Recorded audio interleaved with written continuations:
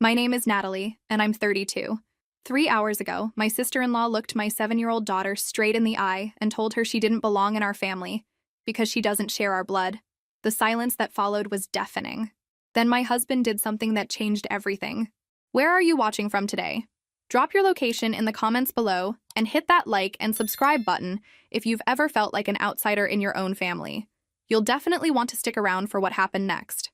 But let me back up and tell you how we got here, because this story starts way before tonight's dinner disaster. It starts with loss, love, and a little girl who became the center of my world when I thought my world had ended. 5 years ago, I was 27 and planning a wedding that would never happen. David and I had been together since college, one of those steady relationships that everyone assumed would lead to marriage and white picket fences. We just moved in together, and I was secretly hoping he'd propose soon. Then I found out I was pregnant. I remember staring at that positive test in our tiny bathroom, hands shaking with excitement and terror. When David came home from his construction job that evening, covered in sawdust and smiling, I practically bounced off the couch. "I have news," I said, barely able to contain myself. His face lit up. "Good news or bad news?" "Depends on your perspective," I said, handing him the test. The smile never left his face, just grew bigger. He picked me up and spun me around our cramped living room, both of us laughing like kids. "We're having a baby," he kept saying, like he couldn't believe it. "We're really having a baby." 3 weeks later, David was driving to the hardware store to buy paint for the nursery we'd started planning. The semi-truck ran a red light at 60 miles per hour. The police officer who came to my door said he died instantly. He never knew what hit him. Small mercy, I guess. But it also meant he never knew that our baby would have his dark hair and his stubborn chin. He never knew she'd laugh the way he did, with her whole body. Grief during pregnancy is its own special kind of hell.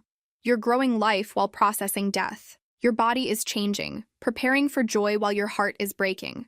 I went to every prenatal appointment alone, watching other couples hold hands during ultrasounds while I gripped the armrest of the examination table by myself. My mom tried to help, but she lived 8 hours away and had her own health issues. David's parents blamed me somehow, as if my pregnancy had distracted him into that intersection. They wanted nothing to do with me or their grandchild. Fair enough. I stopped trying to include them after they hung up on me when I called to tell them Emily had been born. Emily. I named her after David's grandmother, the one person in his family who'd ever shown me genuine kindness. She would have loved this little girl with the bright eyes and easy smile. Those first months were brutal. You don't realize how many simple tasks require two people until you're doing everything alone. Holding a screaming baby while trying to sterilize bottles, grocery shopping with a car seat that weighs more than the baby, trying to work while she napped, hoping she'd stay asleep long enough for you to finish one assignment. But Emily and I figured it out together. We had our routines, our little jokes, our quiet moments when it was just us against the world. I worked freelance marketing from home, which paid the bills but didn't offer much social interaction. Most days, Emily was the only person I talked to, and she wasn't exactly conversational yet. When Emily turned 1, I decided we needed more people in our lives. Not romance, I wasn't ready for that yet, but friendship, community, something beyond the four walls of our apartment. I started taking her to the park regularly, hoping to meet other parents. That's where I met Sarah, a single mom with a son Emily's age. Web bonded over the shared exhaustion of solo parenting. "You should come to the community center," Sarah told me one afternoon while our kids played in the sandbox. "They have a young parent support group. Nothing heavy, just coffee and conversation while the kids play." The community center looked like every community center ever built. Fluorescent lights, motivational posters, that smell of floor cleaner and hope. The support group met in a room with a circle of mismatched chairs and a corner full of toys that had seen better days. That's where I first saw Caleb. He was sitting across the circle, bouncing a toddler on his knee, while listening to another parent talk about potty training disasters. The little boy had Caleb's sandy hair and the same green eyes, but something about their interaction seemed different from the other parent-child pairs in the room. After the meeting, I was wrestling Emily into her jacket when the little boy toddled over and handed her a toy truck. Emily, who was going through a phase where she rejected most social overtures, actually smiled and said, "Thank you," in her clearest voice yet. "That's progress," Caleb said, approaching with that easy smile. Mason's usually pretty possessive of his trucks. Emily's usually pretty suspicious of new people, I admitted. Good instincts, actually.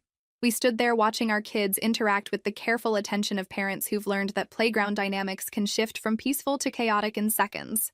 Mason was chattering at Emily in that earnest way toddlers have, pointing at different toys and apparently explaining their various functions. "Your son's quite the salesman," I said. "My nephew, actually," Caleb corrected. "I'm watching him while my sister works. Been our routine for about 6 months now." I looked at him more closely. Mid-30s, laugh lines around those green eyes, wearing a t-shirt that had definitely seen better days but was clean. There was something solid about him, steady in a way that reminded me of David, but without the painful comparison that usually accompanied such thoughts. "That's really nice of you," I said. "Not everyone would take on that kind of responsibility." He shrugged. "Mason's easy. Besides, my sister needed help, and I needed something to do with my afternoons. Win-win." We ended up walking to the parking lot together, both of us moving at the glacial pace required when herding 1-year-olds. Emily had apparently decided Mason was acceptable company and kept looking back to make sure he was still following us. "Same time next week?" Caleb asked as we reached my car. "Probably," I said, then added with more certainty. "Yes, definitely." He grinned. "Good. Mason will be disappointed if Emily doesn't show up. He's already planning what toys to bring her." I drove home with Emily babbling in her car seat, occasionally saying Mason, with the same tone she usually reserved for cookie or playground. It had been a good day. Normal, even. I'd forgotten how nice normal could feel. The next week, I found myself choosing my outfit more carefully than usual. Nothing dramatic. Just clean jeans instead of the paint-splattered ones, a shirt that didn't have mystery stains on the shoulder. You know, the basic maintenance that had become optional when your primary companion was a toddler. Caleb was already there when we arrived, Mason playing with blocks in the corner. He waved us over and I noticed he'd made the same wardrobe upgrade I had. "Emily!" Mason called out, holding up a block like it was the most exciting thing in the world. We fell into an easy routine over the following weeks. The support group became less about parenting advice and more about the comfortable conversation that happened before and after meetings. Caleb would save us seats. I'd bring extra snacks that Emily would inevitably share with Mason. I learned that he was a contractor who specialized in kitchen renovations, that he'd moved back to town 3 years ago to help with his aging parents, that his sister Jessica was working 2 jobs to finish nursing school. He learned that I'd been on my own with Emily since she was born, that I worked in marketing, that I missed having grown-up conversations. "You're good with her," he said one afternoon, watching me negotiate a toy dispute between Emily and another child with diplomatic precision. "Patient but firm. That's not easy to balance." "Some days I feel like I'm winging it completely," I admitted. "Like there should be a manual for this, and I missed the day they handed them out." "If there was a manual, half the stuff wouldn't apply anyway," he said. "Kids don't read instructions." I laughed and realized it was the first time I'd laughed about parenting stress instead of just enduring it. Something about his perspective made the daily challenges feel manageable instead of overwhelming. After 6 weeks of group meetings, Caleb asked if Emily and I wanted to join him and Mason for lunch after the next session. "Nothing fancy," he said quickly. "There's a diner down the street with a kids' menu and crayons. Mason loves their grilled cheese." I said yes before I could overthink it. Emily loved grilled cheese too. The diner was exactly as advertised. Red vinyl booths, a jukebox that probably hadn't been updated since 1985, and crayons that had been used by approximately 3,000 previous children. Emily and Mason immediately claimed a box of crayons and began creating what I generously called abstract art on their paper placemats. "This is nice," I said, meaning it. "Yeah, it is." Caleb looked around the diner with satisfaction. "I used to come here with my dad when I was Mason's age. Same booth, actually. Some things never change. We talked about everything and nothing. Work, the weather, funny things our kids had said, places we'd traveled or wanted to travel. Easy conversation that flowed without effort, punctuated by the occasional need to prevent Emily from eating her crayons or help Mason reach his milk. When Emily started getting fussy, signaling the approach of nap time, I began gathering our things. "Same time next week?" Caleb asked, echoing the question that had become our weekly ritual. "Actually," I said, surprising myself with my boldness, "would you and Mason want to come to the park near my apartment Saturday morning? Emily loves the swings there." His smile was worth the risk. "We'd love that." As I buckled Emily into her car seat, I realized something had shifted. I wasn't just looking forward to next week's support group meeting. I was looking forward to Saturday, to spending time with Caleb that had nothing to do with parenting advice or community center coffee. For the first time since David died, I was interested in someone. Not just grateful for adult conversation or appreciative of help with Emily, but genuinely interested in getting to know someone better. The thought should have scared me. Instead, it felt like hope. Saturday morning came with the kind of crisp autumn weather that makes you want to spend all day outside. Emily woke up in an unusually good mood, chattering about Mason play, while I changed her diaper and dressed her in the little overalls she loved because they had pockets. The park was only a 10-minute walk from our apartment, but I'd been there enough times to know which playground equipment was age-appropriate and which would result in scraped knees or worse. Emily made a beeline for the swings the moment she spotted them, as predictable as sunrise. Caleb and Mason arrived 5 minutes after we did, Mason immediately running toward Emily with the focused determination toddlers bring to important social missions. Caleb carried a thermos and wore a jacket that brought out the green in his eyes. Not that I was noticing such things. Coffee? He offered, holding up the thermos. I figured public park benches and caffeine go hand in hand. You're officially my favorite person, I said, accepting the cup he poured. The coffee was perfect, strong enough to actually help, not too hot to drink immediately. We settled onto a bench with clear sightlines to both kids, who had found a patch of fallen leaves and were conducting some kind of experiment involving throwing them as high as possible and giggling when they fluttered down. This is their idea of science, I observed. Important research, Caleb agreed seriously. Gravity testing requires rigorous methodology. I snorted, coffee nearly coming out my nose. You did not just make a physics joke while watching toddlers play in leaves. I absolutely did, and I'm not sorry. Something about his grin made my stomach flutter in a way that had nothing to do with caffeine. When was the last time someone had made me laugh like that? When was the last time I'd felt attractive, interesting, worth flirting with? Tell me something about yourself that has nothing to do with kids, I said impulsively. He considered this seriously, as if it were a complex philosophical question.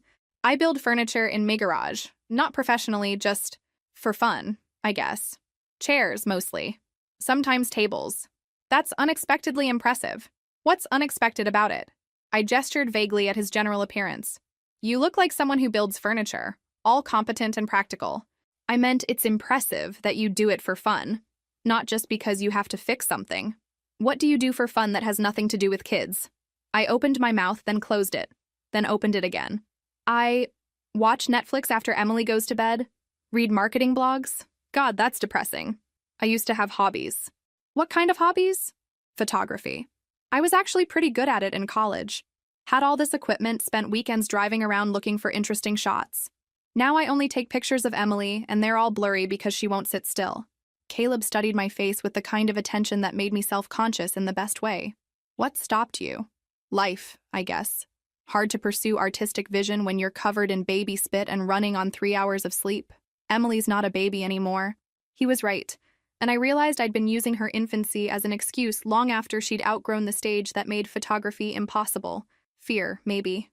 Fear that I wasn't as good as I remembered, or that the person who'd loved taking pictures had disappeared along with everything else in my old life. Maybe I should try again, I said, the words feeling foreign in my mouth. You should. I'd like to see your work sometime. Emily chose that moment to present us with a leaf collection, each specimen carefully selected for maximum crunchiness. She climbed onto my lap and began showing me the unique qualities of each leaf with the seriousness of a museum curator. This one yellow, she announced, holding up a maple leaf that was more brown than yellow but close enough for a 2-year-old. Beautiful, I agreed. What about this one? We spent 20 minutes cataloging leaves while Mason showed Caleb his rock collection, which apparently had very specific organizational principles that only made sense to a toddler mind. We should probably head home soon, I said eventually, noting the signs of impending meltdown in Emily's increasing fussiness. Nap time approaches. This was really nice, Caleb said, helping gather scattered toys. We should do it again. Would you like to come for dinner sometime this week? The invitation slipped out before I could second-guess myself. Nothing fancy. Probably pasta and whatever vegetables Emily will actually eat, but I'd love that. His immediate acceptance caught me off guard. I'd been prepared for polite deflection or the need to convince him that dinner with a toddler could actually be enjoyable. Wednesday, I suggested. Around 6? Perfect. Can I bring anything? Just yourself. And Mason, obviously, if Jessica doesn't mind. As we walked back to the parking area, Emily holding my hand and chattering about her leaf collection, I felt something I hadn't experienced in years. Anticipation. Not the practical anticipation of checking items off a to-do list or getting through another day, but the warm, fluttery anticipation of looking forward to something purely because it would be enjoyable. Wednesday couldn't come fast enough. When it did arrive, I spent more time preparing than I'd spent on anything in months. Not just cooking, though I did make an actual meal instead of my usual rotation of kid-friendly convenience foods, but cleaning, setting the table with plates that matched, even putting flowers in a vase.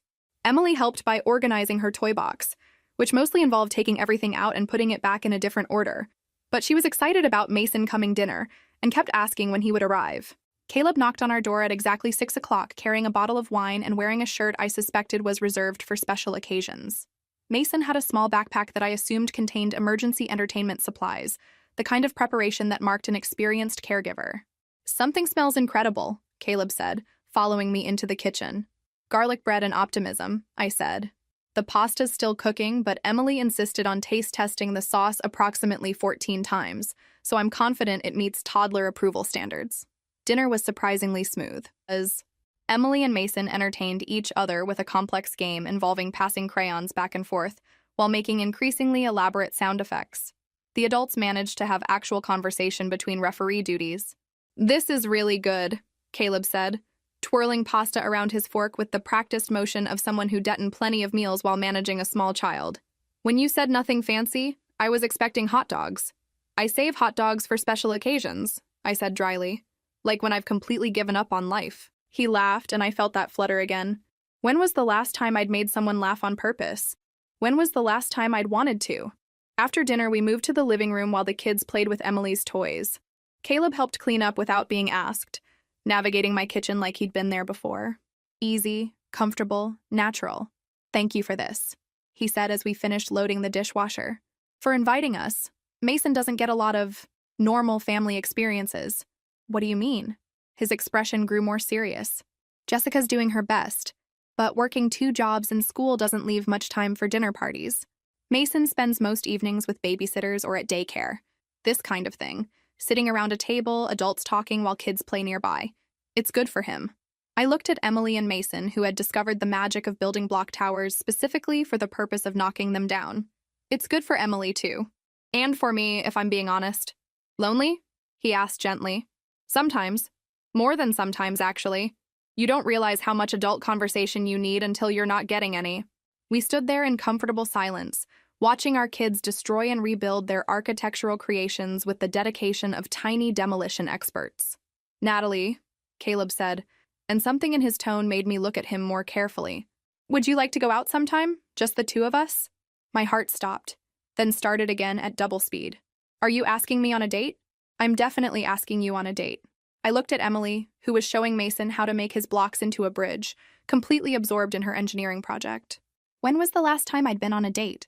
When was the last time I'd wanted to be on a date?" "Yes," I said. "I'd like that." His smile was so bright I had to resist the urge to shield my eyes. "Saturday night? I know a place." Our first official date was at a little Italian restaurant downtown that had exactly the right balance of grown-up atmosphere and understanding that not everyone eating there was necessarily a sophisticated diner. Caleb wore a navy button-down that made his eyes even more green, and I wore the one dress I owned that hadn't been compromised by toddler-related stains. We talked for 3 hours.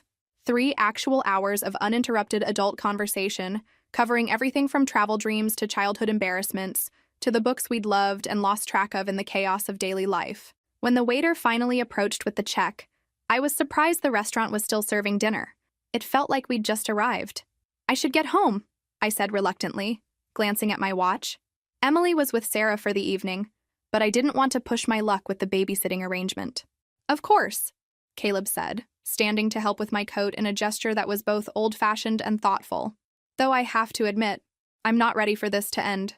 Me neither. In the parking lot, he walked me to my car, hands in his pockets like a teenager on his first date. The comparison wasn't entirely inaccurate. I felt like a teenager myself, nervous and excited and completely out of practice with the delicate dance of new romance. "I had a really good time," I said, fumbling with my keys. "Good enough to do it again?" "Definitely." He leaned down and kissed me, soft and brief and perfect. When he pulled back, his smile was gentle. "I'll call you tomorrow?" "You better." I drove home with the radio turned up and the windows cracked, feeling more like myself than I had in years. Not the exhausted single mother version of myself, not the grieving widow version, just Natalie. The person I'd been before life got complicated, plus some hard-earned wisdom and a lot more appreciation for simple pleasures. The second date was a picnic in the park with Emily and Mason, because finding childcare for 2 single parents required the kind of advanced planning usually reserved for military operations. The third date was coffee after the support group meeting, which had evolved from parenting resource to excuse to see each other weekly. By the fourth date, Emily was asking when Caleb and Mason were coming over again, and I realized we'd moved beyond casual dating into something that resembled a relationship. The thought should have terrified me. It had been 3 years since David died, and I hadn't so much as looked at another man with interest. Instead, it felt right in a way I hadn't expected. 6 months later, Caleb asked if he could keep a change of clothes at my apartment. For practical reasons, he explained, though his grin suggested the reasons weren't entirely practical. In case I get called to an emergency project and need clean clothes. Emergency kitchen renovation? I asked skeptically. You never know when someone might have a cabinet crisis. I cleared out a drawer for him that same evening. A year later, he brought up the possibility of moving in together. We were making breakfast in my kitchen. Well, he was making breakfast while I attempted to convince Emily that fruit was an acceptable breakfast food and not a personal attack on her freedom, when he mentioned that his lease was up for renewal. I could find a bigger place, he said casually, flipping pancakes with the kind of competence that never stopped impressing me. 2 bedrooms? Maybe 3. Room for Emily to have her own space. Mason to visit whenever Jessica needs help. Emily looked up from her systematic destruction of a banana. Caleb live here? Would you like that? I asked her. She considered this with the seriousness she brought to all major decisions. Caleb make good breakfast. That's true, I agreed. He does make good breakfast. And Mason come too? Sometimes, Caleb said, when he needs a place to stay. Okay, Emily declared, returning to her banana with the matter settled. I looked at Caleb, who was watching me with the careful expression of someone trying not to look too hopeful. Are you sure you want to sign up for the chaos? I've been living in the chaos for over a year, he pointed out. I'm pretty sure I can handle making it official. We found a 3-bedroom house with a big kitchen and a backyard perfect for Emily's endless energy. Moving day was controlled chaos, with Jessica and Sarah helping wrangle kids and boxes, while Caleb and I attempted to create some kind of organizational system that would allow us to find basic necessities like coffee and Emily's favorite stuffed animal. This feels very domestic, Jessica observed, watching Caleb hang Emily's artwork on the refrigerator with the same care he'd give a museum piece. It is domestic, I said. Terrifyingly domestic. Good terrifying or bad terrifying? I watched Emily show Mason where she'd decided his toys should live when he visited, and Caleb explaining the new coffee maker to me with the patience of someone who understood that caffeine was essential to my morning functionality. Good terrifying, I said. Definitely good terrifying. By the time Emily turned 4, our household had found its rhythm. Caleb left for work early. I worked from the home office we'd set up in the 3rd bedroom, and Emily attended preschool 3 days a week. Evenings were dinner together, bedtime stories that both adults were allowed to read, and the comfortable chaos of a family that had chosen each other. It was Jessica who first brought up the subject of marriage, during one of our monthly coffee dates while the kids played at the indoor playground. So when's the wedding? She asked without preamble, stirring sugar into her latte with the casual air of someone discussing weekend plans. What wedding? Yours and Caleb's. You've been living together for almost 2 years. Emily calls him Dad half the time. You guys act like you've been married for decades. I figured you were just waiting for the right moment to make it official. I hadn't thought about marriage, which was strange considering how naturally our relationship had evolved. We'd moved through every other milestone without formal discussion. Dating, meeting each other's important people, moving in together, becoming a family unit. Marriage felt like the logical next step, but it also felt like something that required actual conversation rather than assumed progression. Has he mentioned it to you? Jessica grinned. He's been shopping for rings for 3 months. Apparently he wants something that matches your practical personality, but isn't so practical it looks like a business transaction. My heart did something complicated. He's been ring shopping? Did I spoil the surprise? He's going to kill me. No, you didn't spoil anything. I hadn't thought about it. But you want to marry him? It wasn't a question, but I considered it anyway. Did I want to marry Caleb? The answer came easily, without doubt or hesitation. Yes, I said. I really do. 2 months later, Caleb proposed during Emily's bedtime story, because apparently he knew me well enough to understand that I'd want our daughter to be part of the moment, rather than excluded from it. He'd chosen a simple solitaire that was exactly what I would have picked for myself, if I'd ever allowed myself to think about such things. Will you marry us? He asked Emily, who was sitting between us on her bed, clutching her stuffed elephant. Both? She asked, looking back and forth between us. Both, he confirmed. We're a package deal. Emily considered this with her usual seriousness. Do I get to wear a pretty dress? The prettiest dress we can find, I promised. Then okay, she declared. We get married. That night, after Emily was asleep and we'd called everyone with our news, Caleb and I sat in our kitchen planning a wedding that would be small, simple, and everything we wanted. Are you nervous about meeting my family? He asked, tracing patterns on the back of my hand. I hadn't thought much about his family beyond knowing they existed.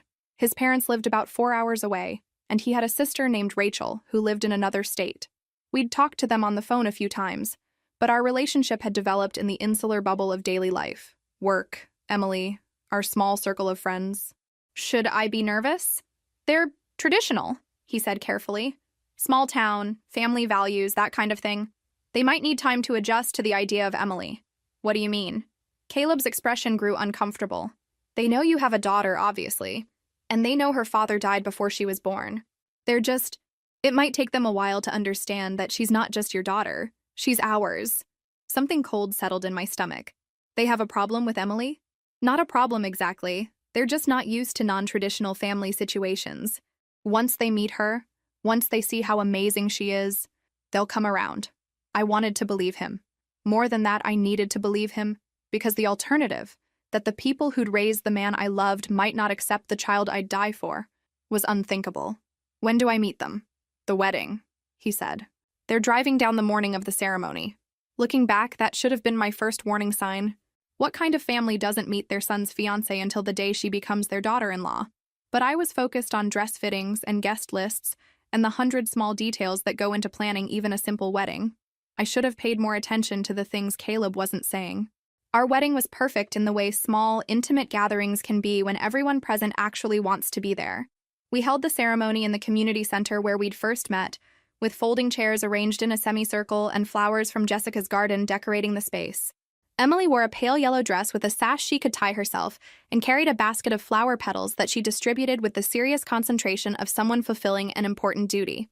Sarah served as my maid of honor, Jessica stood up for Caleb, and Mason served as ring bearer with the kind of focus that made everyone hold their breath until the rings were safely delivered.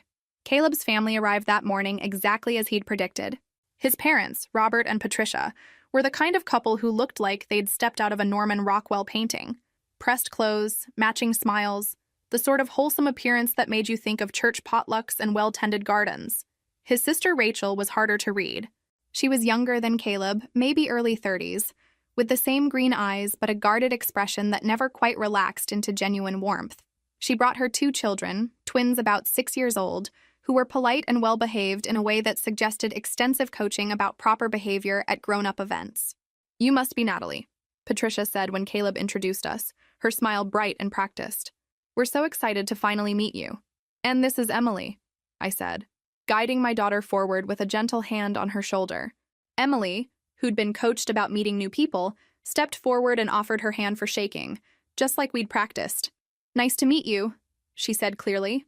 Patricia shook Emily's hand with the same enthusiasm she'd shown when meeting me, but I caught the quick glance she exchanged with Robert.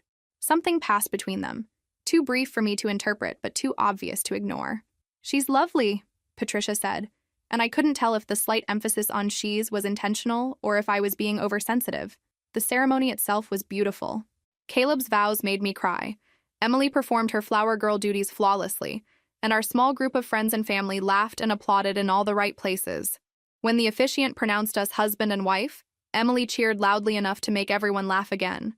During the reception, cake and champagne in the same community center, with music from someone's iPhone playlist, I watched Caleb's family interact with our friends and felt the first real stirring of unease. They were polite. Scrupulously, carefully, obviously polite. They asked appropriate questions, made appropriate comments, smiled at appropriate moments. But there was something performative about their behavior, as if they were playing the role of welcoming family members rather than actually being welcoming. Rachel's children sat quietly at their assigned table, eating cake with perfect manners while Emily and Mason ran around with the kind of joyful energy you'd expect from kids at a party. When Emily approached their table to show them her flower basket, they looked to their mother for permission before responding. "They're very well behaved," I said to Rachel, trying to make conversation. "We believe in structure," she replied, watching Emily demonstrate her flower-throwing technique to anyone who would pay attention. "Children need clear boundaries." Something in her tone suggested this was a pointed observation rather than casual conversation, But before I could respond, Caleb appeared at my elbow with champagne and the kind of smile that made my concerns feel petty and unimportant. "Having a good time?" he asked, slipping his arm around my waist. "The best time?" I said, meaning it. Whatever reservations I had about his family could wait. This was our day, our beginning, our celebration. After the reception, Caleb's family returned to their hotel while we went home to our house. Emily exhausted and happy, Caleb and I giddy with the reality of being officially married. We tucked Emily into bed together, both of us still in our wedding clothes, and she fell asleep before we finished reading her story. "So," Caleb said as we finally changed out of our formal wear, "how was that? Not too overwhelming?" "It was perfect," I said, hanging my dress carefully in our closet. "Your family seems nice.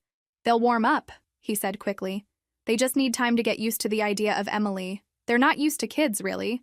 Rachel's twins are so quiet you forget they're there." I thought about Emily's exuberant joy, her fearless approach to meeting new people, the way she'd insisted on showing everyone her flower basket. There was nothing wrong with quiet children, but there was nothing wrong with enthusiastic children either. Emily was perfectly well behaved, I said, perhaps more defensively than necessary. Of course she was. She was amazing. They'll see that once they get to know her better. I wanted to ask when that would happen, given that they lived 4 hours away and hadn't made any effort to visit during our 2-year relationship. But it was our wedding night, and I didn't want to start our marriage with an argument about his family's acceptance of mine. 6 months later, Caleb brought up the subject of adoption. We were cleaning up after dinner, Emily playing in the living room within sight of the kitchen, when he mentioned seeing a family law attorney about making things official. "What things?" I asked, though I had a feeling I knew. "Emily," he said, setting down the dish he'd been drying. "I want to adopt her.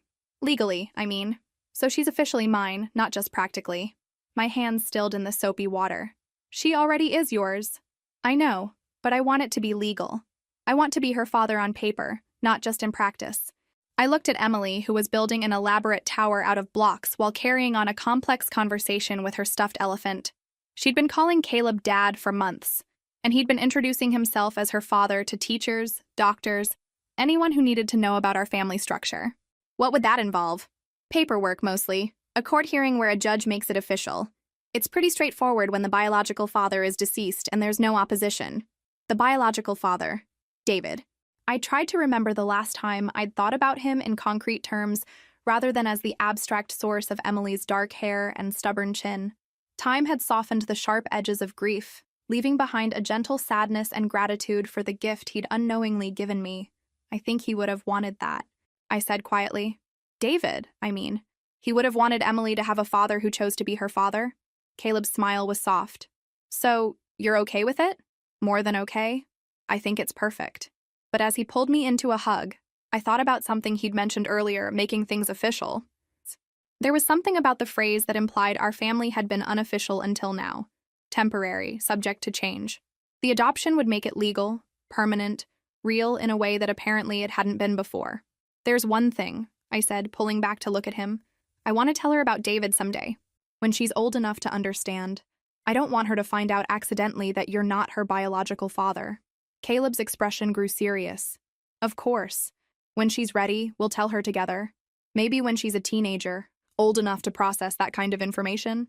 With a counselor," I added. "I want to do it right. Make sure she knows it doesn't change anything about our family." "Absolutely. Whatever you think is best." The adoption process was surprisingly simple. Forms to fill out, a background check, a court date where Emily wore her favorite dress, and charmed the judge by asking if she could sit in the big chair. When it was over, we had new documents that listed Caleb as Emily's father, and Emily had a new last name that matched ours. "Am I different now?" Emily asked as we left the courthouse. "No," Caleb said, lifting her into his arms. "Now it's just official that you're my daughter, but you've been my daughter since the day I met you." "Good," Emily said with satisfaction. "I like being your daughter." That evening, we celebrated with Emily's favorite dinner and a cake that said Happy Adoption Day in purple frosting. It felt like the completion of something we'd been building for 3 years. Not just a relationship, but a family. I put the adoption certificate in our safe deposit box next to our marriage license and Emily's birth certificate. Legal documents that told the story of how our family had been created through choice and commitment rather than just biology.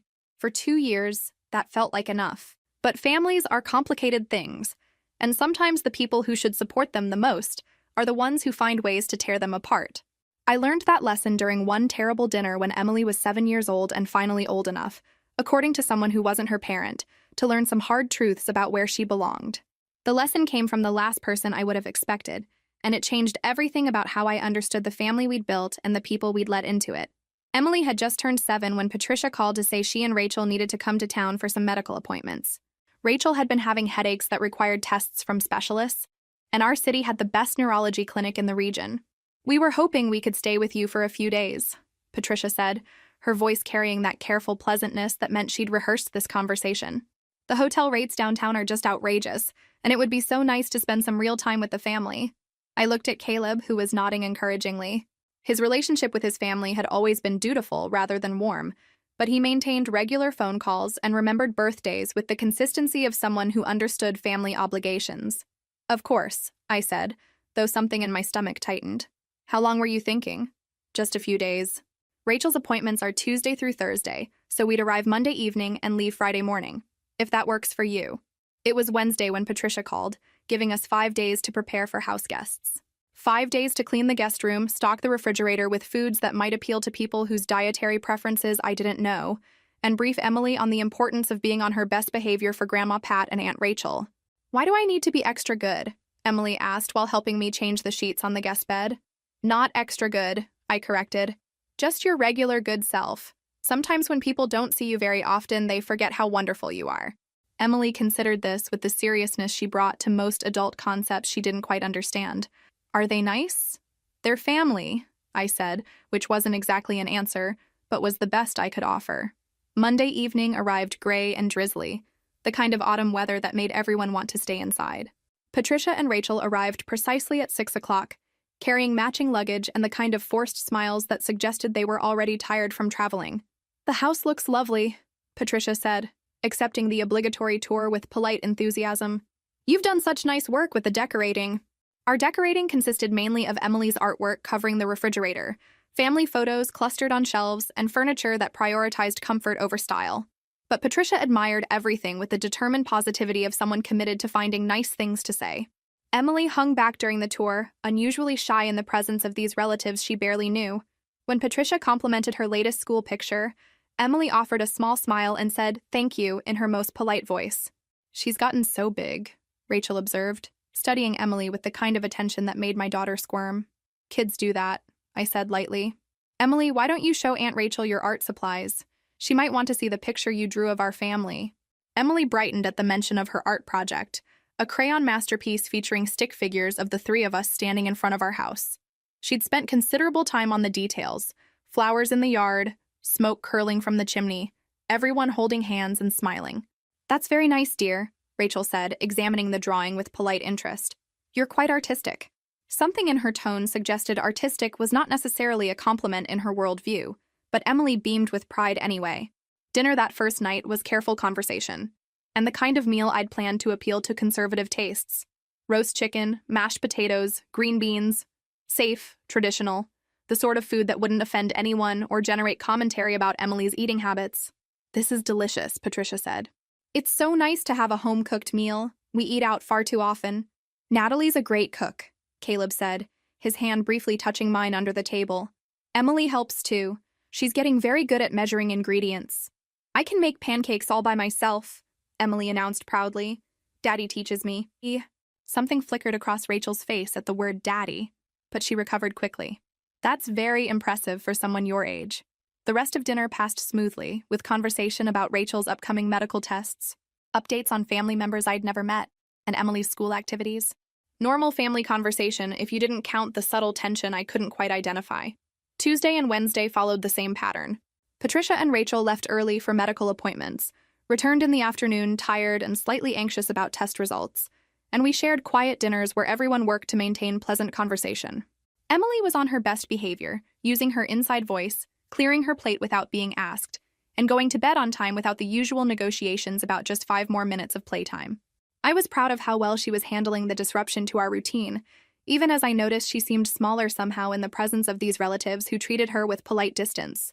Thursday morning brought news that Rachel's tests had been reassuring.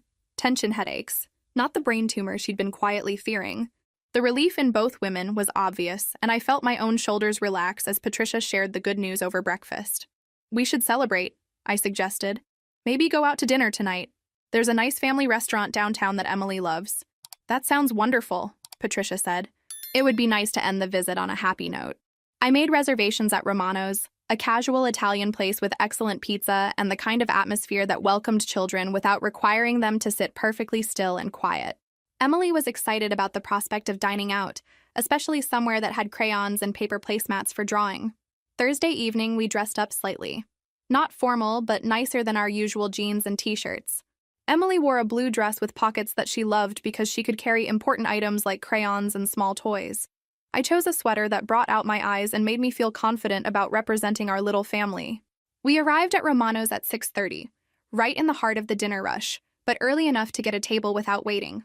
The hostess led us to a large booth in the back corner, exactly the kind of spot that gives families space to spread out and talk without disturbing other diners. Emily immediately claimed the crayons and began working on her placemat, occasionally asking how to spell words she wanted to include in her latest artistic creation. The conversation was lighter than it had been all week, buoyed by relief about Rachel's test results and the approaching end of what had been a successful, if careful, visit.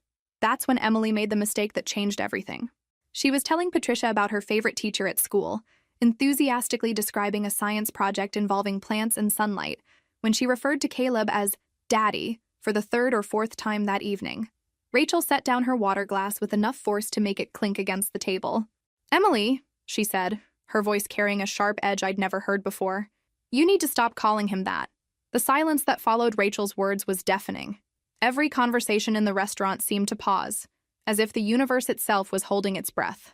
Emily's crayon froze mid-stroke, her 7-year-old mind trying to process what she'd just heard. "Excuse me?" I said, my voice dangerously quiet. Rachel straightened in her seat, her jaw set with the kind of determination that told me this wasn't a slip of the tongue. This was planned. She needs to understand that Caleb isn't really her father. She doesn't have our blood. She doesn't belong to this family. Patricia's face had gone pale, but she didn't contradict her daughter. She just stared at her hands, as if she could disappear into the tablecloth. Emily's eyes filled with tears, but she didn't say anything. My brave little girl just sat there, absorbing the cruelty of people who were supposed to love her, and I felt something break inside my chest. "How dare you?" I whispered. But before I could say more, Caleb held up a hand. He hadn't spoken since Rachel's attack began. He'd just sat there, staring at his sister with an expression I couldn't read. The silence stretched long enough for me to wonder if he was actually going to defend Emily, or if blood really was thicker than the family we'd built together. Then Caleb stood up. The movement was slow, deliberate, and somehow more intimidating than if he'd jumped up in anger. He placed his napkin on the table with careful precision, and when he looked at Rachel, his voice was calm as winter morning. "Then you're not my sister either." Rachel blinked, confusion replacing her righteous anger. "What?" "If blood is what makes family, Rachel, then you're not my sister, because you don't have our blood either." The color drained from Rachel's face completely. "Caleb, what are you talking about?" Patricia made a sound like she'd been punched in the stomach, but Caleb kept his eyes fixed on Rachel. "You were 8 months old when Mom and Dad adopted you. Abandoned at the hospital, no identification, no family looking for you. They brought you home and never told you because they thought it would be easier that way. Have you ever experienced that moment when everything you thought you knew about someone suddenly rearranges itself? Drop a comment below if you've ever watched someone's entire worldview crumble in real time. You'll want to see how this plays out." Rachel's mouth opened and closed without sound. She looked at Patricia, whose tears were now flowing freely. "Mom?" Rachel's voice was barely a whisper. Patricia finally looked up, her face crumpled with decades of hidden guilt. "We were going to tell you when you were older, but then it never seemed like the right time, and you were so happy. And we thought—" "You thought what?" Rachel's voice cracked. "That I'd never figure it out? That it didn't matter?" "We thought it would hurt you," Patricia said helplessly. "You were our daughter. It didn't matter how you came to us." The irony was so thick you could cut it with a knife. I almost laughed, but Emily was still sitting there with tears on her cheeks, and this wasn't the time for dark humor about family hypocrites. "So let me get this straight," Caleb continued, his voice still that eerily calm tone that was somehow more devastating than shouting. "Emily doesn't belong in this family because she wasn't born into it. But you've been part of this family your entire life, despite not sharing our blood. Interesting logic." Rachel was shaking now, her hands pressed flat against the table as if she needed something solid to hold on to. That's different. How? Because they... She couldn't finish the sentence, probably because there was no way to finish it that didn't expose her own hypocrisy. Because you what, Rachel? Because you didn't know? Because you grew up thinking you belonged here? Because mom and dad chose you and loved you and made you their daughter regardless of genetics? Each question landed like a physical blow. Rachel flinched with every word.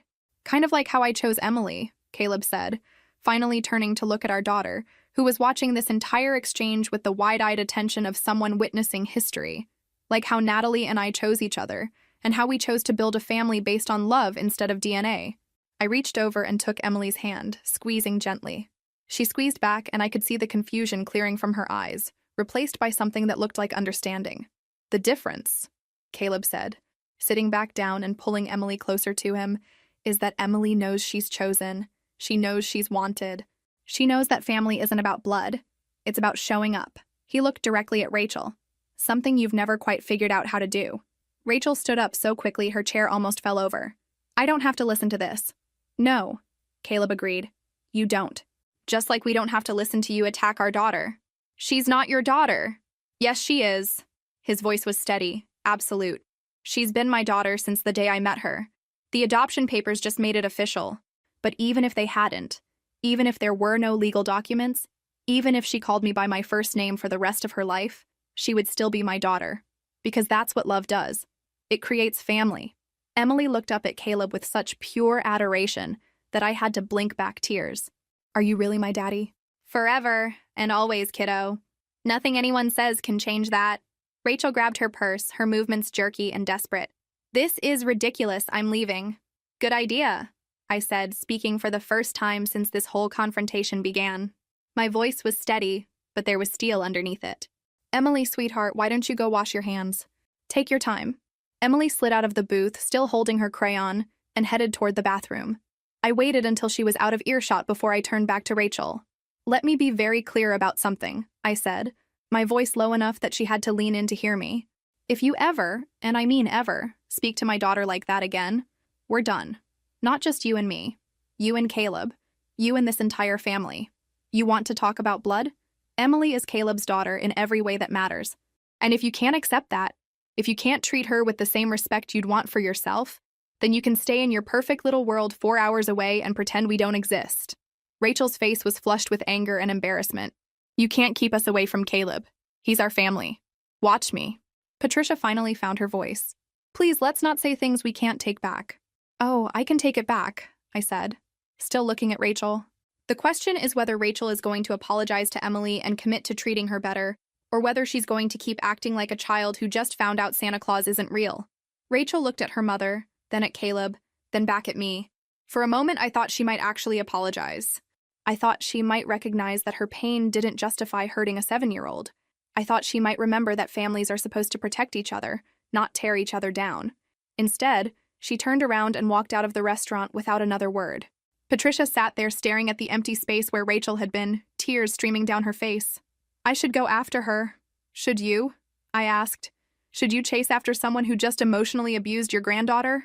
The word granddaughter hit Patricia like a slap. She looked at me with something that might have been surprise, as if she'd never considered that Emily was, in fact, her granddaughter by law and by love, regardless of genetics. I never meant for any of this to happen, she whispered. But you let it happen, Caleb said quietly. You sat there and let Rachel attack Emily, and you didn't say a word to stop it. I was shocked. I didn't know what to say. How about that's enough, Rachel?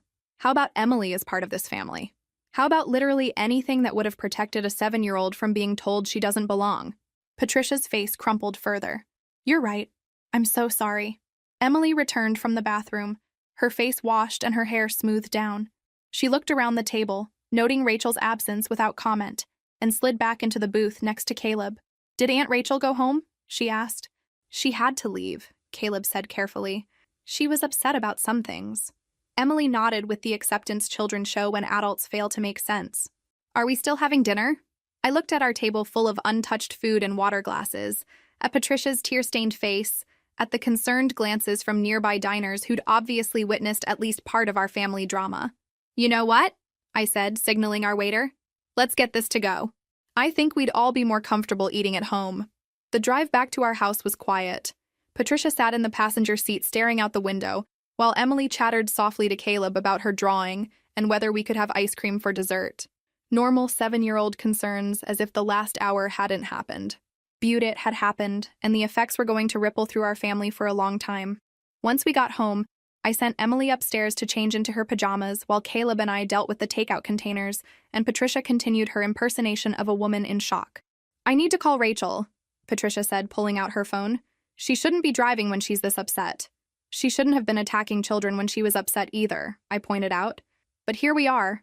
Patricia flinched. "She didn't mean it the way it sounded."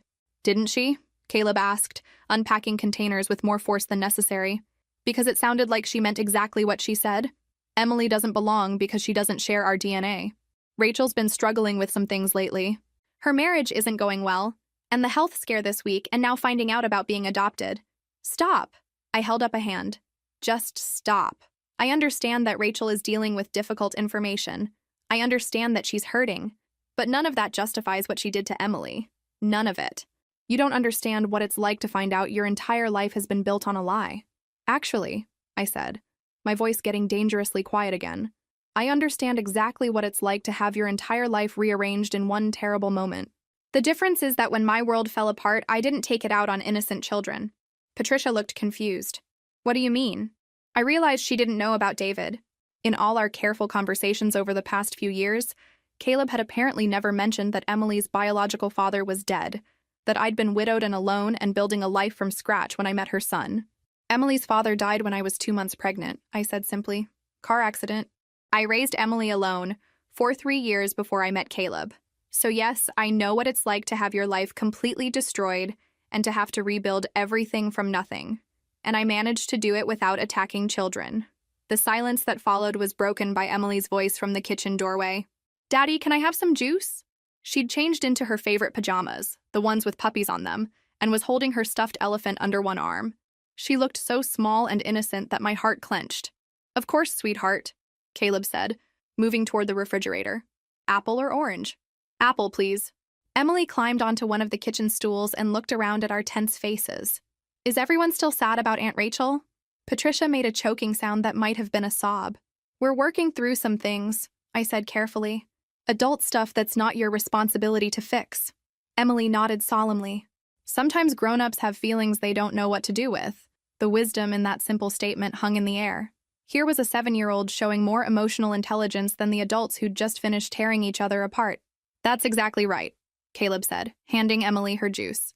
"Sometimes grown-ups forget how to use their words nicely. Like when I get frustrated with my homework and want to throw it.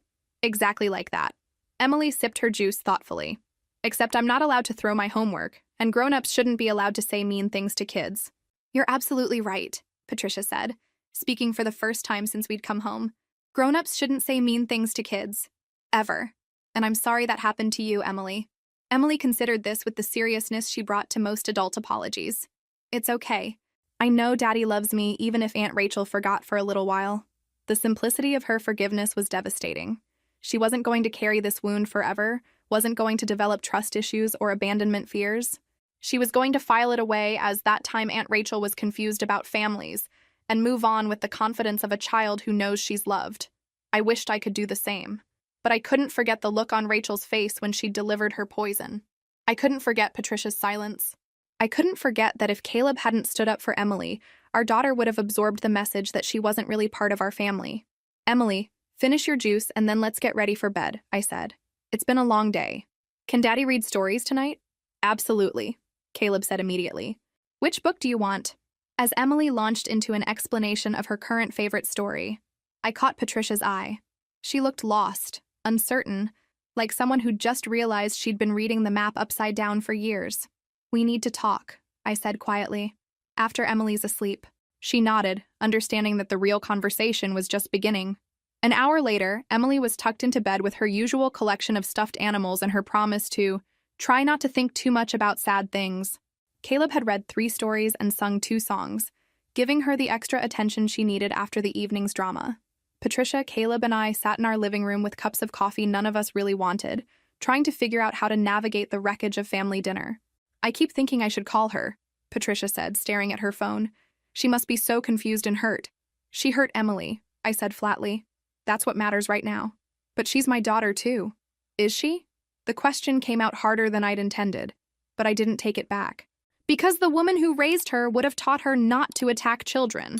The woman who raised her would have stopped that conversation before it started. Patricia's face crumpled. I failed both of them tonight. Yes, Caleb said quietly. You did. His honesty was brutal, but necessary. Patricia needed to understand that this wasn't a misunderstanding or a communication problem. This was a failure of basic human decency, and it had consequences. How do I fix this? She asked. I'm not sure you can, I said. At least not tonight. Rachel walked out of that restaurant without apologizing to Emily. She made her choice. She was shocked about the adoption. Stop making excuses for her. My patience had officially run out. I don't care how shocked she was. Emily didn't deserve to be collateral damage for Rachel's emotional crisis. Caleb reached over and took my hand, a gesture that was both supportive and cautionary. Heck knew I was close to saying things that couldn't be unsaid. Mom, he said carefully, I need you to understand something. Emily is my daughter. Not my stepdaughter, not my wife's kid that I tolerate. My daughter. And anyone who can't accept that, anyone who treats her as less than family, doesn't get to be part of our lives. Even Rachel? Especially Rachel. Patricia looked stricken. You'd cut off your sister over this? I'd cut off anyone over this. Emily is 7 years old. She doesn't get to defend herself when adults attack her. That's my job. That's Natalie's job. And if we don't do it, who will? The truth of that statement settled over us. Emily was just a child, dependent on the adults in her life to protect her from exactly the kind of cruelty Rachel had delivered tonight. I think, I said slowly, we need to take a break from family visits. Patricia's eyes widened. What do you mean? I mean no more overnight stays, no more extended visits, no more putting Emily in situations where she might be attacked for existing. That's not fair. What's not fair is subjecting a 7-year-old to people who think her family status is up for debate. Caleb squeezed my hand. I agree.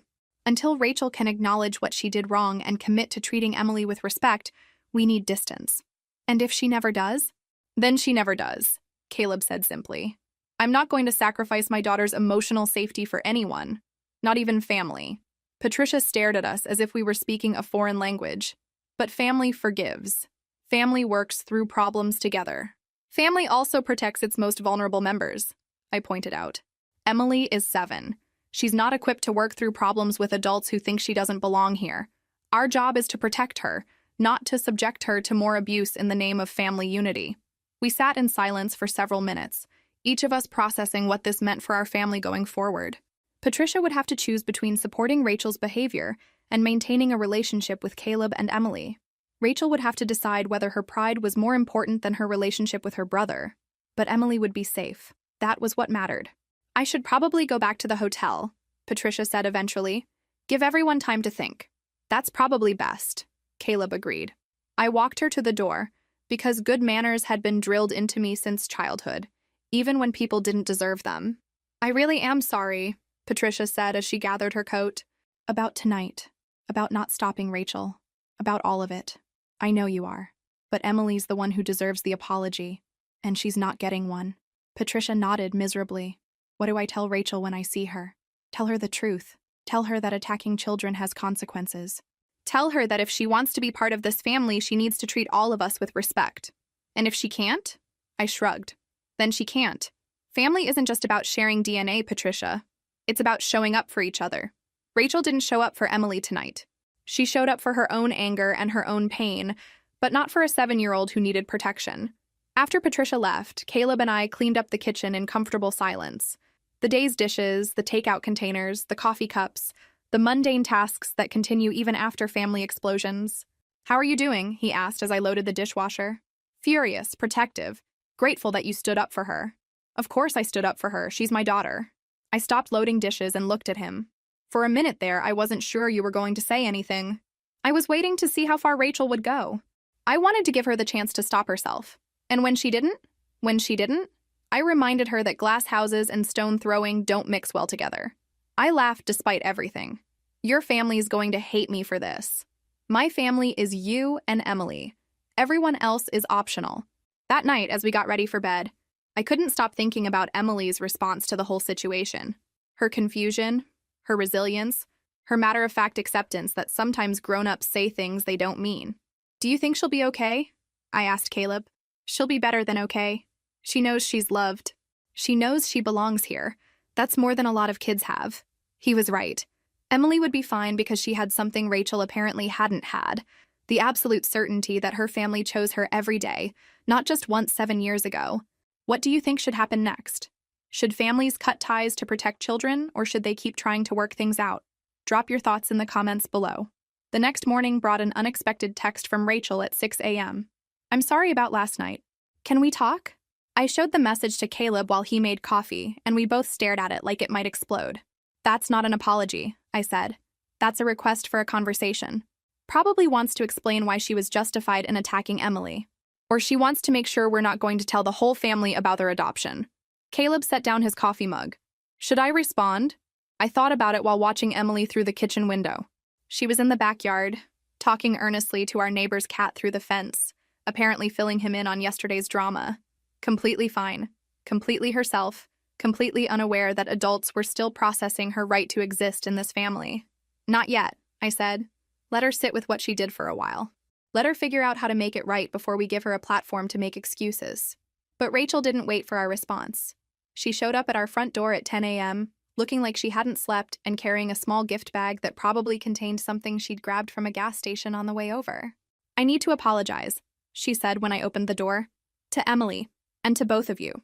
I didn't invite her in immediately. Call it petty, but she'd earned the discomfort of standing on our porch while I decided whether she deserved access to our home." "What exactly are you apologizing for?" I asked. "For what I said at dinner. For hurting Emily's feelings. For—" She struggled with the words. "For being wrong about family." It wasn't a great apology, but it was a start. I stepped aside to let her in. Emily was in the living room, building an elaborate city out of blocks while having a complex conversation with her stuffed elephant about urban planning.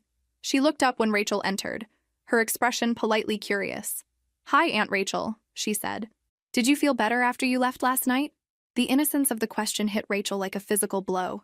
Her face crumpled, and for a moment I thought she might start crying right there in our living room. "I wanted to talk to you about what I said at dinner," Rachel began, sitting on the edge of our coffee table so she was at Emily's eye level. "I said something very wrong and I hurt your feelings." Emily considered this seriously. "You said I didn't belong in the family." "I did say that, and it was wrong. You absolutely belong in this family.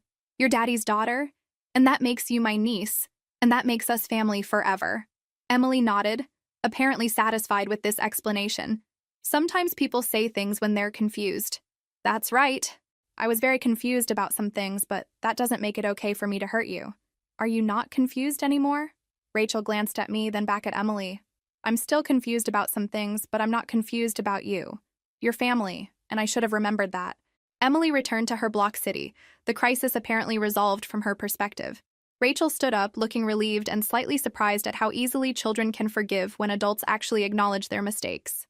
"Can I talk to you and Caleb for a minute?" she asked me quietly. We moved to the kitchen, leaving Emily to her urban planning project.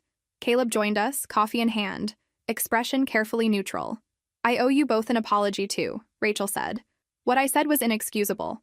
I was shocked about the adoption news and I took it out on Emily, and that was completely wrong." "It was," Caleb agreed, "but I'm more interested in understanding why you thought it was okay to attack a 7-year-old in the first place." Rachel's face flushed. "I didn't think it was okay, I was angry." "About what?" "About finding out I was adopted.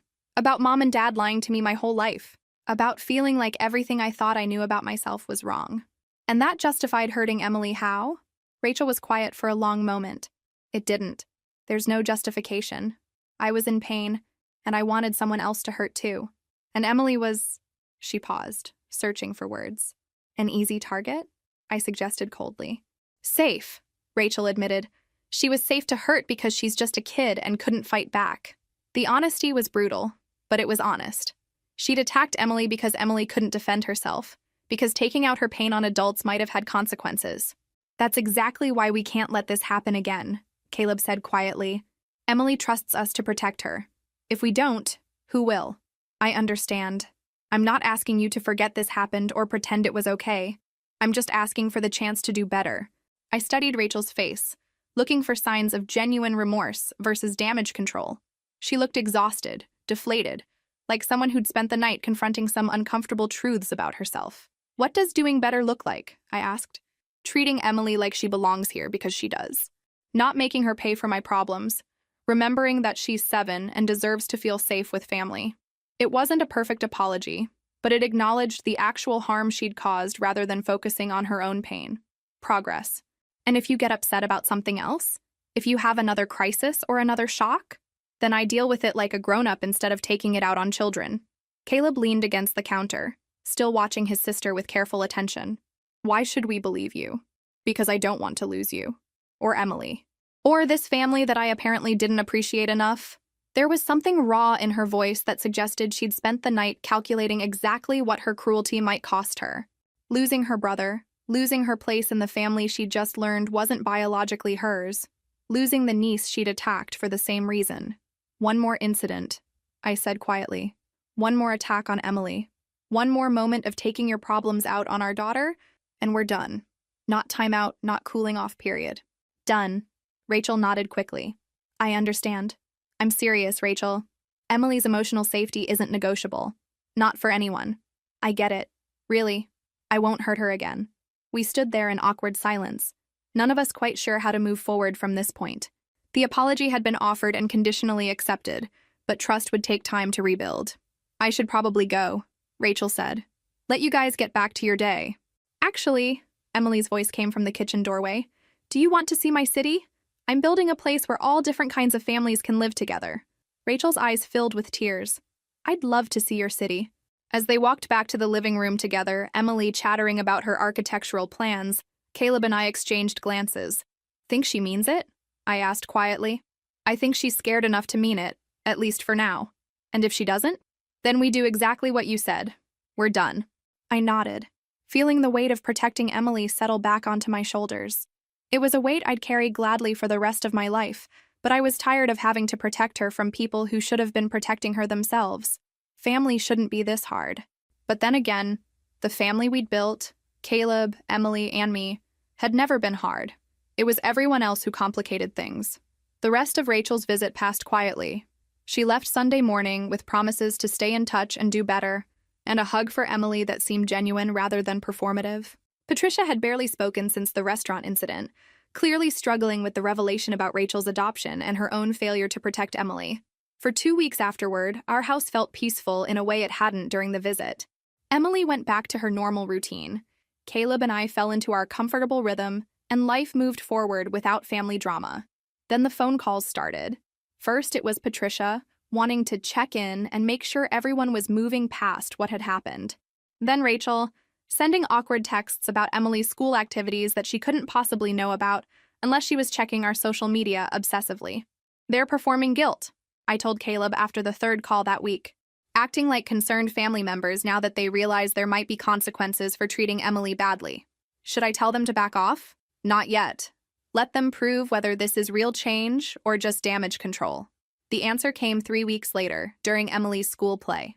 Emily had landed the role of a sunflower in her second-grade production of The Garden of Learning, which involved exactly the kind of elaborate costume and enthusiastic overacting that makes parents cry with pride and embarrassment in equal measure. Caleb and I arrived early to get good seats, cameras ready to document every moment of Emily's theatrical debut. She'd been practicing her one line, "I grow tall with knowledge," for weeks, complete with arm gestures that represented reaching toward the sun. Halfway through the first act, I spotted familiar faces in the back of the auditorium. Patricia and Rachel, looking uncomfortable and overdressed for an elementary school cafeteria, scanning the crowd for us. "Did you know they were coming?" I whispered to Caleb. He shook his head, his expression darkening. "They didn't ask permission to be here." Emily's class took the stage for their big number. 23 second graders dressed as various plants and flowers, singing about photosynthesis with the kind of earnest enthusiasm that makes you question whether you've ever been that purely happy about anything. Emily was in the front row, her sunflower costume slightly crooked, but her smile brilliant as she delivered her line with perfect timing and maximum drama. She spotted us in the audience and waved enthusiastically, nearly losing her balance but recovering with the natural grace of a 7-year-old who's never met a stage she didn't own. After the performance, we made our way backstage to collect our little actress, who was still buzzing with excitement and already asking when she could audition for the next school play. "You were perfect," I told her, helping her out of the bulky sunflower costume. "Best sunflower in the history of sunflowers." "Did you see me remember my line? And did you see when Tommy forgot his and I whispered it to him?" "We saw everything. You were amazing." "Daddy, did you get pictures?" "About 100. Caleb said, showing her the camera screen. "We'll make an album just for your first play." "Emily!" We turned to see Patricia and Rachel approaching. Patricia carrying a bouquet of flowers that looked expensive and out of place in the elementary school setting. Emily brightened at the sight of them. "Grandma Pat! Aunt Rachel! You came to see my play!" "We wouldn't miss it," Patricia said, though her smile looked strained. "You were wonderful, sweetheart." Rachel handed Emily a small gift bag. "For the best sunflower we've ever seen." Emily opened the bag to reveal a charm bracelet with a tiny sunflower charm. "It's beautiful, thank you." As Emily showed off her bracelet to anyone within earshot, I cornered Patricia. "What are you doing here?" "Supporting our granddaughter. She told Caleb about the play when we talked last week." "She told you because Caleb shares family news with you. That doesn't mean you were invited to attend." Patricia's face flushed. "We're her family. We should be at important events. You're her family when it's convenient for you. When it's hard, when someone attacks her, you're nowhere to be found. That's not fair, isn't it? Where were you when Rachel was telling Emily she didn't belong? Where was your voice when your granddaughter needed protection?" Before Patricia could answer, Emily bounced over with her bracelet, chattering about how she was going to wear it to school tomorrow to show her teacher. I watched Rachel's face as Emily talked, looking for signs of genuine affection versus performative grandparent behavior. Rachel seemed more relaxed than she had during their visit, smiling and asking follow-up questions about Emily's costume and her favorite part of the performance. Maybe the apology had been real. Maybe she was actually trying to do better. Or maybe she was just better at hiding her resentment now that she understood the consequences. "Can we take you out for ice cream?" Patricia asked. "To celebrate Emily's theatrical debut?" Emily looked at me hopefully. Ice cream was always a yes in her world, and she was still riding the high of her performance success. "Please, Mommy, I want to tell them about all the other plays I'm going to be in." I caught Caleb's eye. He shrugged slightly, leaving the decision to me. "Okay," I said. "But just for an hour. It's a school night." The ice cream shop was crowded with other families who'd had the same post-performance celebration idea. Emily chose a table near the window and launched into a detailed recap of every moment of the play, including behind-the-scenes drama involving costume malfunctions and forgotten lines. Patricia and Rachel listened attentively, asking appropriate questions and laughing at Emily's dramatic reenactments. Normal grandparent behavior. The kind of attention Emily deserved from family members who claimed to love her. "I'm going to be in every play until I graduate," Emily announced, swirling her spoon in her strawberry ice cream. "And then I'm going to be in plays on real stages with real lights." "That sounds like an excellent plan," Rachel said. "We'll have to make sure we don't miss any of them." Something in her tone made me look at her more closely. There was a wistfulness there, a sadness that seemed genuine rather than manipulative. "Are you okay?" I asked quietly while Emily described her future Broadway career to Patricia. Rachel's smile was sad. "Just thinking about all the things I almost lost by being stupid." "Almost? You could still change your mind. Decide I'm too much trouble to deal with. Cut me out of Emily's life." The vulnerability in her voice was unexpected. This was a different Rachel from the one who'd attacked Emily at the restaurant.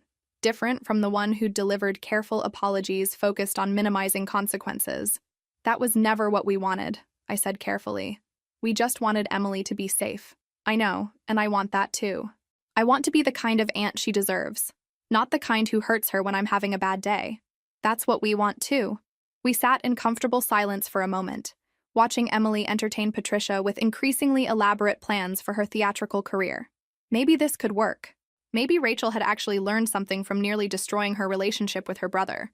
Maybe family dinners didn't have to be minefields where Emily's right to exist was up for debate. But trust, once broken, takes time to rebuild. And Emily's safety would always be my first priority, regardless of how much Rachel claimed to have changed. Some things, once said, can't be unsaid. Some wounds, once inflicted, leave permanent scars. But people can change, can grow, can choose to be better versions of themselves.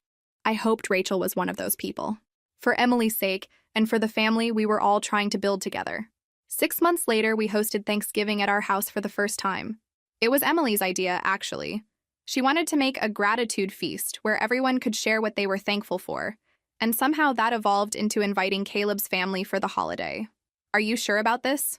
Caleb asked as we planned the menu. It's a lot of pressure, hosting your first major holiday. Emily wants her whole family here, and honestly, I want to see if we can do this. Have a normal family gathering where everyone actually acts like family. Rachel had been consistently better since the school play incident. She called regularly to talk to Emily, remembered important events, and sent appropriate gifts that showed she was actually paying attention to our daughter's interests. She'd even started therapy, which she'd mentioned casually during one of our phone calls. Patricia had been more reserved, still processing her own guilt about the restaurant incident and the adoption revelation, but she'd made an effort to connect with Emily, sending cards and small gifts, asking about school activities with genuine interest. The morning of Thanksgiving, I woke up nervous but excited. Emily had been talking about this dinner for weeks, planning what she wanted to say during the gratitude sharing, helping me choose which recipes to make. I want everything to be perfect, she announced while helping me set the table with our good dishes. It doesn't have to be perfect, sweetheart, it just has to be nice. But I want Grandma Pat and Aunt Rachel to see that we're a real family. The comment stopped me cold. What do you mean a real family? Emily arranged napkins with careful precision. You know, like that we belong together. That I belong with you and Daddy. 7-year-olds shouldn't have to prove they belong in their own families. The fact that Emily was still thinking about this, still feeling the need to demonstrate her place in our lives, made my heart ache. Emily, look at me. I knelt down to her level. You don't need to prove anything to anyone. You belong here because this is your home, because Daddy and I love you, because you're our daughter, not because you can set a perfect table or say the right things at dinner. I know, but I want them to love me too. They do love you. And if they don't show it the way you deserve, that's their problem, not yours. Patricia and Rachel arrived precisely at 3 p.m., carrying flowers and wine and the kind of nervous energy that suggested they'd spent the drive discussing how to navigate this family gathering without stepping on any landmines. Emily greeted them with her usual enthusiasm, showing off her Thanksgiving dress and explaining the elaborate place cards she'd made for everyone. Normal grandparent-granddaughter interaction, warm and easy in a way that made me cautiously optimistic about the day ahead. Dinner conversation was surprisingly smooth. We talked about Emily's school activities, Caleb's latest renovation projects, Rachel's new therapy insights, Patricia's book club, normal family topics, no mention of adoption or belonging, or who had the right to be at our table. When it came time for gratitude sharing, Emily went first. I'm grateful for my family, she said solemnly. For Mommy and Daddy, who love me always, and for Grandma Pat and Aunt Rachel, who came to see my play and who are here for Thanksgiving dinner. Her simple statement hung in the air like a gift. No drama, no qualifications, just a 7-year-old grateful for the people around her table. Patricia went next, her voice slightly shaky. I'm grateful for second chances, for the opportunity to be a better grandmother than I've been, and for Emily, who forgives more easily than adults deserve. Rachel's gratitude was more complex. I'm grateful for learning that family isn't about blood or perfection. It's about showing up, even when it's hard, especially when it's hard. And I'm grateful that this family didn't give up on me when I forgot how to show up properly. Caleb's turn was simple but powerful. I'm grateful for love that chooses to stay, for a wife who makes me better, for a daughter who makes every day brighter, and for family that's willing to grow and change together. When it was my turn, I looked around the table at these people who'd become our family through choice and commitment and sometimes painful growth. I'm grateful for chosen family, I said, for people who see your worth and decide to love you anyway, for second chances and difficult conversations and the courage to protect what matters most. After dinner, Emily convinced Rachel to help her build a fort out of couch cushions while Patricia and I cleaned up in the kitchen. Normal post-holiday chaos, the kind of comfortable disorder that happens when people actually enjoy being together. Thank you, Patricia said quietly as we loaded the dishwasher, for inviting us, for giving us another chance.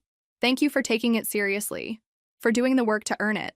Rachel's been in therapy since that awful dinner, working on her anger and her fear of abandonment. She never wants to hurt Emily like that again. I hope that's true. It is. She knows how close she came to losing all of you, and it scared her enough to actually change. We worked in comfortable silence for a few minutes, the sounds of Emily's laughter drifting in from the living room, where she was directing Rachel in proper fort construction techniques. She's going to be fine, isn't she? Patricia asked. Emily, I mean. Despite everything that happened. I looked toward the living room, where Emily was explaining complex architectural principles to 2 adults who were taking her instructions very seriously. More than fine. She's going to be extraordinary. Because she knows she's loved, she knows she belongs here, and she knows that family fights for each other when it matters. That night, after Patricia and Rachel had gone back to their hotel and Emily was asleep, Caleb and I sat in our living room surrounded by the comfortable aftermath of successful hosting. "How do you think it went?" he asked. "Better than I expected. Good enough to try again? Think they've actually changed?" I considered the question while picking up Emily's scattered fort-building supplies. "I think they're trying to change, which is more than they were doing 6 months ago. And if they backslide, then we handle it. But Emily deserves the chance to have grandparents and aunts who love her properly. If they can figure out how to do that, I want to give them the opportunity." Caleb pulled me down onto the couch beside him. "You know what I realized today?" "What?" "We did it. We built something real. A family that can handle conflict and come through it stronger. A family that protects its most vulnerable members. A family that chooses love over convenience." He was right. We had done it. Not perfectly, not without struggle, but we'd created something worth fighting for. Emily was safe, loved, and confident in her place in our world. Rachel was learning to be better. Patricia was finding ways to show up appropriately. And Caleb and I were more united than ever, having proven to ourselves and everyone else that our family was unshakable when it mattered most. 6 months ago, Rachel had tried to tell Emily she didn't belong. Tonight, Emily had thanked her for being part of the family. The transformation wasn't magic. It was the hard work of people committed to loving each other better. Some stories end with dramatic confrontations or grand gestures. This one ends with what real life usually offers: slow growth, careful rebuilding, and the quiet satisfaction of protecting what matters most. Emily belongs here. She's always belonged here. And now everyone knows it, including the people who forgot for a while, but found their way back to treating her with the love she deserves. If this story resonated with you, make sure to like and subscribe for more real stories about family, love, and fighting for what matters most. Sometimes the most powerful victories aren't dramatic. They're just people choosing to show up better for the ones they love.